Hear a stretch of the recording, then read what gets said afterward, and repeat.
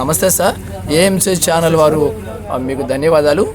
మీరు ధ్యాన జీవితము, మీ ఆధ్యాత్మిక జీవితం మా ఏఎంసీ ప్రేక్షకులకి పంచుకోండి sir. Thank you sir. AMC channel thank you.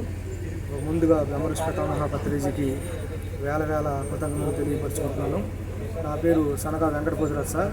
మాది తోటవారిపాలెం, చీరాల మండలం, బాపట్ల జిల్లా సార్. నేను 2006లో ఈ ధ్యానంలోకి వచ్చాను సార్. 2006లో ఈ ధ్యానంలోకి వచ్చినాక అంతకుముందు గ్రహణ మండల సంస్థలో మహర్షి గారు క్రియా యోగా చేశాను. తర్వాత మా చీరాల్లో శ్రీనివాసరావు గారు ఆయన ద్వారాగా ధ్యానంలోకి వచ్చిన తర్వాత, ధ్యాన పరిచయం అయిన తర్వాత 2006లో చక్క రాఘవరావు గారు ధ్యాన యజ్ఞంలో బ్రహ్మరస్పేట మహాపత్రిజీని కలిసాను సార్. కలవంగానే ఏదో జన్మలో ఆయనతో నా ఏదో సంబంధం ఉన్నట్టుగా అట్లా హత్తుకున్నాను. ఆయన్ని హత్తుకుంటంలోనే ఏదో ఒక శక్తి నన్ను ఆవగించినట్టుగా ఉంది. గుణతల కొండల మీదకే ఎక్కాము. ఆయన చెయ్యేసి నా మీద గుణతల కొండల కాడికి వెళ్ళాము. అక్కడి నుంచి నాకు ఏదో మార్పు వచ్చి నా లోపల బాడీలో అంతా ఏదో మార్పు చెంది అపరిమితమైన ఆనందం వస్తుంది. అంతకుముందు నేను క్రియాయోగా చేసేవాడిని, డైలీ చేసి ధ్యానాలు కూర్చున్నాను. డైరెక్ట్గా ధ్యానాలు కూర్చుంటాం నాకు తెలియదు. క్రియాయోగా చేస్తేనే ధ్యానాలు కూర్చోవాలనుకునేవాడిని. క్రియాయోగా చేయకపోతే ధ్యానాలు కూర్చుంటాం తెలియదు. ఆయన క్రియాయోగా చెప్పి మహర్షి గారు ధ్యానాలు కూర్చోబెట్టాడు. కొంచెం ఆనందం వచ్చేది. క్రియాయోగా చేస్తేనే ధ్యానాలు చేయాలేమని అనుకునేవాడిని. బ్రహ్మరస్పేట మహాపత్రిజీని ధ్యానం నేర్పిన తర్వాత మా ఫ్రెండ్స్ పత్రిచారిని కలిసినాక డైరెక్ట్గా ధ్యానం చేస్తాము. శ్వాసపైన ధ్యాస ధ్యానం అంటే కళ్ళు మూసుకుని, నోరు మూసుకుని, చేతులు కాళ్ళు కాజు చేసుకుని చేస్తాను. ఏ మంత్రం, ఏ తంత్రం, ఏ యంత్రం లేదు. అదే ధ్యానం అని చెప్పాడు సారు. అప్పటి నుంచి నేను ధ్యానం చేస్తుంటే ఒక అద్భుతమైన శక్తి, ఆనందానికి లోనయ్యేవాడిని. డైలీ అలా ఒక 2-3 నెలలు డైలీ కంటిన్యూషన్గా చేసేపటికి అపరిమితమైన ఆనందానికి లోనయ్యి ఎక్కడ పత్రి సార్ వస్తుంటే అక్కడికి వెళ్ళిపోతున్నాం. నేను నా ఫ్రెండ్ రాంబాబు గారు ఎక్కడ సార్ వస్తే అక్కడికి వెళ్ళి అన్నీ సారంపటాయి రాజులకి ధ్యానం, సజ్జన సాంగత్యం ధ్యానం చేసుకుంటా నా అనుభవాలు ఎన్నో ఉన్నాయి సార్. మీరు ధ్యానం ముందు మాంసం తినేవాళ్ళు, తర్వాత మానేశారు కదా, మీ ఎక్స్పీరియన్స్ చెప్పండి సార్. ధ్యానం ముందు నేను అసలు మాంసం లేకపోతే బతకలేనేమో అన్నట్టు ఉండేది సార్. నాది నా పని. మాంసం భోజనాలు అంటే విపరీతంగా వెళ్ళేవాడిని. మాంసం తినడం అంటే గొప్ప అనుకునేవాడిని. మాంసం తినటం, డబ్బులు సంపాదించుకుంటాం, నిద్రపోతాం, ఇవే గొప్ప, ఇంకా అంతకన్నా ఏమీ లేదు అనుకునేవాడిని. ఎప్పుడైతే నేను క్రియాయోగా చెప్పినప్పుడు కూడా సార్ గట్టిగా మాంసం మానేయాలని మహర్షి గారు కూడా చెప్పలేదు. కానీ మేము ఎప్పుడైతే పిరమిడ్ ధ్యానానికి వచ్చామో బ్రహ్మరస్పేట మహాపత్రిజీ మాత్రం కట్ చేసినట్టుగా మీరు శాకాహారులు కంపల్సరీగా కావాలి, మాంసం తినేవాళ్ళు ధ్యానానికి పనికిరారు అని చెప్పాడు. ఆయన చెప్పిన వారం రోజులకి మనసులో ఏదో తిప్పినట్టు ఉంటుంది నాకు.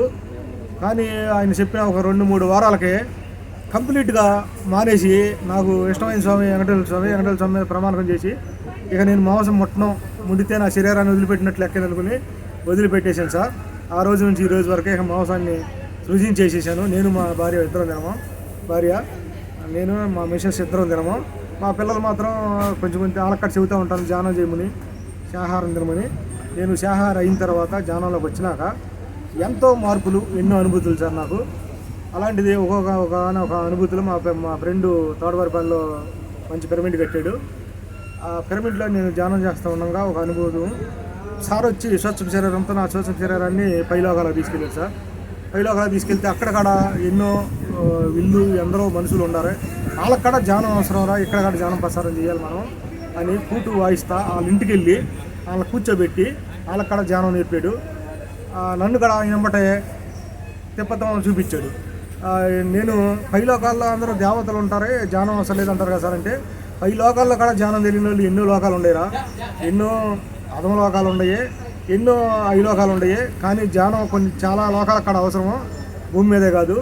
అందుకని ఈ లోకాలు అక్కడ మనం ధ్యాన ప్రసారం చేయాలి అని ఆయన వెంబటే స్ఫూర్తి వాయిస్తా ఇంటింటికి తిరిగి ఆ ఇంట్లో జనాన్ని ఇక్కడ కూర్చోబెట్టి ధ్యానం నేర్పించాడు. ఆ లోకంలో అక్కడ నాకు అనుభవం చాలా గుర్తుంది సార్ బాగాను. అంతేకాదు పత్రి సార్ ఒకసారి మా చీరాలు వచ్చినప్పుడు ఆయన ఒక రూమ్లో ఉన్నప్పుడు నన్ను నా ఫ్రెండ్ని పిలిచాడు. ఆయన సేవ చేస్తున్నప్పుడు ఆయన కాసేపు నాకు వెంకటేశ్వర స్వామిగా, కాసేపు సాయిబాబాగా, మరి కాసేపు కృష్ణుడిగా కనపడ్డాడు. మరి ఎంతో స్పందన, ఎంతో అనుభవం వచ్చింది నాకు. ఈయన అన్నీ నిండు ఉండడు. కాసేపు అల్లా మాలిక్ అంటాడు, కాసేపు గోవింద అంటాడు.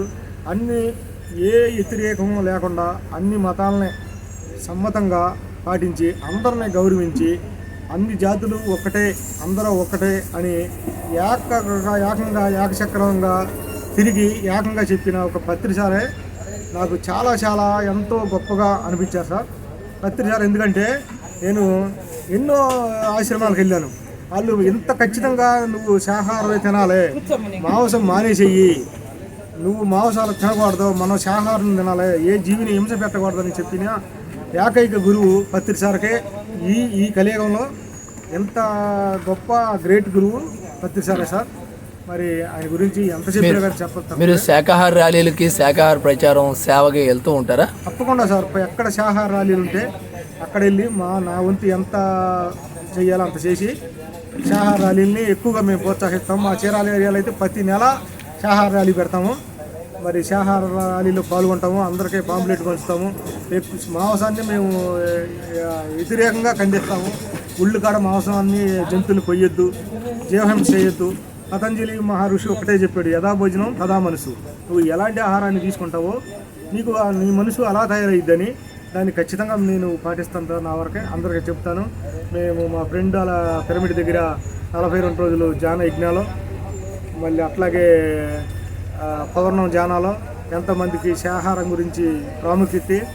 మరి అట్లాగే యూత్ ఇప్పుడు అసలు ఏంటంటే కాలేజీ కుర్రోళ్ళు ఉద్యోగాలు రాక కొంతమంది చదువుకునే యూత్ చాలామంది టార్చర్కి గురవుతున్నారు. వాళ్ళు ఏంటంటే నాకు ఉద్యోగం రాలేదు, నేను ఎదగలేదు, ఆన్లైన్లో పక్కన వాళ్ళని చూస్తున్నారు. ఎక్కువ శాతం ఆన్లైన్లు చూసుకోవట్లా. ఎందుకంటే వాళ్ళని చక్కగా మంచి భోజనం, శాకాహారం, ధ్యానం చేసుకుని వాళ్ళు మీ కుటుంబం, మీ ఫ్యామిలీ అంతా ధ్యానుల కుటుంబమేనా, శాకాహార కుటుంబమేనా? ఫ్యామిలీ అంతా మా మిసెస్ నేను ధ్యానం చేస్తాము, శాకాహార కుటుంబమే సార్. మా పిల్లలు ఎక్కడెక్కడ, ఒక అబ్బాయి అమెరికాలో ఉంటాడు, ఒక అబ్బాయి సాఫ్ట్వేర్ ఇంజనీరు ఉంటారు. వాళ్ళకన్నా నేను ధ్యానం గురించి, శాకాహారం గురించి చెబుతూ ఉంటాను. వాళ్ళు నన్ను ఎంతో గౌరవిస్తారు. నేను ఏ కార్యక్రమం చేసినా నాకు సపోర్ట్గా నిలుస్తారు. వాళ్ళు చాలా మంచి కుటుంబం అది.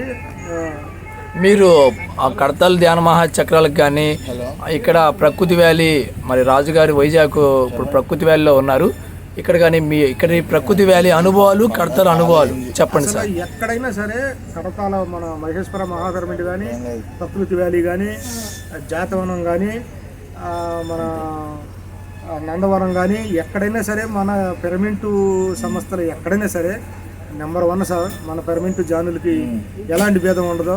అహింసే మన ధర్మము. మరి మానవతత్వమే మాధవతత్వం, అందరూ సేవ చేస్తారు. మరి ప్రకృతి వ్యాలీ ఇక్కడ వచ్చాను నేను ఇన్ని సంవత్సరాల నుంచి. కడతాలంటే 10 సంవత్సరాలు వెళ్తాను, మళ్ళీ అన్ని సార్లకి వెళ్ళి ఈ సంవత్సరం కొత్తగా వచ్చాను. ఇక్కడ అద్భుతంగా ఉంది.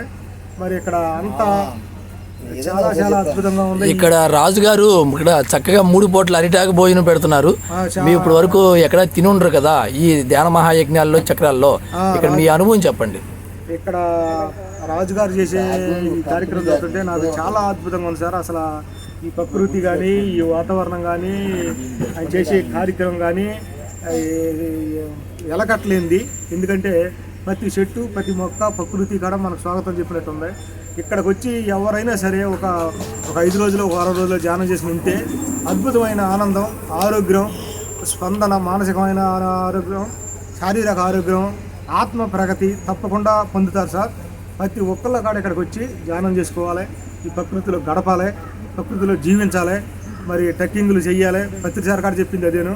మన ప్రకృతిలో ఉండటానికి, ప్రకృతిలో జీవిస్తానికి మనం ఎక్కువ చేయమని ఆ మాటే రాజుగారు మరి చెబుతున్నారు ఈరోజు. మరి చాలా చాలా బాగా చేస్తున్నారు. మీరు ప్రపంచానికి శాకాహారం గురించి ఏమి సందేశం ఇవ్వాలనుకుంటున్నారు? ఇంకా ఇవాళ ప్రపంచంలో ప్రతి మానవాళి అంతా కాడ శాకాహారం తినాలి సార్. ఎందుకంటే మన శరీరాన్ని, మనిషిని పాడు చేసేది కేవలం మాంసాహారమే. జంతువుల్ని చంపి మానవులు తినటం వల్లే వాళ్ళ మానసికమైన ఆరోగ్యం, శారీరక ఆరోగ్యం ఖచ్చితంగా చెడిపోతుంది. యూత్ కాడ ఇవాళ చదువుకున్న యూత్ కాడ అసలు వాళ్ళకి ఏమీ అర్థం కావట్లేదు. ఈ మాంసాహారాన్ని సేవించడం వల్ల వాళ్ళ మానసికమైన ప్రశాంతత చెడిపోతుంది. యథా భోజనం తదా మనసు అన్నాడు పతంజలి మహర్షి. మనం ఎలాంటి భోజనాన్ని తింటామో మన మనసు, మన శరీరం కూడా అలాగే తయారైద్ది. ఈ ప్రపంచ మానవాళికి అందరికీ నేను ఇచ్చే సందేశం ఏంటంటే ఎవరైనా సరే శాకాహారం తినాలి, చక్కని భోజనాలు. మరి ఎవరైనా సరే ధ్యానం చేసుకుంటే వాళ్ళు అద్భుతంగా తయారవుతారే. మన జీవితాన్ని, మానవ జీవితాన్ని పరిపూర్ణంగా అనుభవించి సక్సెస్ మీటింగ్ సాధించడానికి కారకులు అవుతారు sir. Sir thank you sir. మీరు మా ఏఎంసీ ఛానల్కి వచ్చి చక్కగా మీ అనుభవాలు షేర్ చేస్తున్నందుకు మీకు ధన్యవాదాలు సార్. ధన్యవాదాలు. Thank you. జై.